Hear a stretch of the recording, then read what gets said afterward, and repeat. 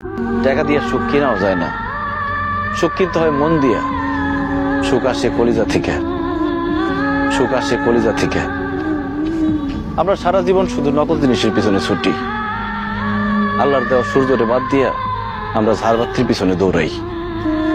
টাকা দিয়া তো তাহলে বড়লোক মানুষটা কবরের মধ্যে টাকা দিয়া সুখ কিনতো, টাকা দিয়ে সুখ পাওয়া যায় না।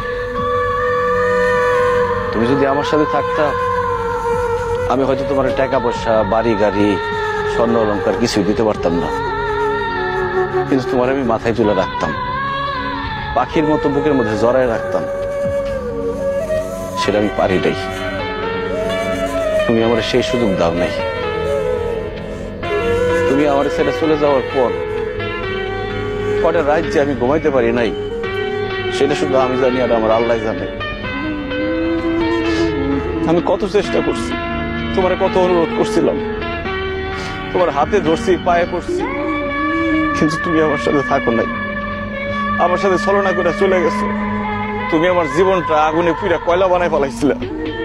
তোমার মতো মেয়েদের জন্য হাজার হাজার ছেলেরা জীবন তো লাশ হয়ে ঘুরে বেড়ায়। আমার আল্লাহ আমারে বাঁচাই দিচ্ছে। তখন আমার জীবনে আসছে আয়েশা।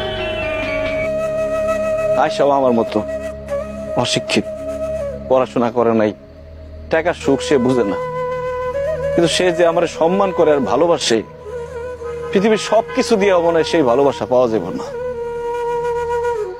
আমি আলহামদুলিল্লাহ ভালো আছি, দোয়া করি তুমিও ভালো থাকো।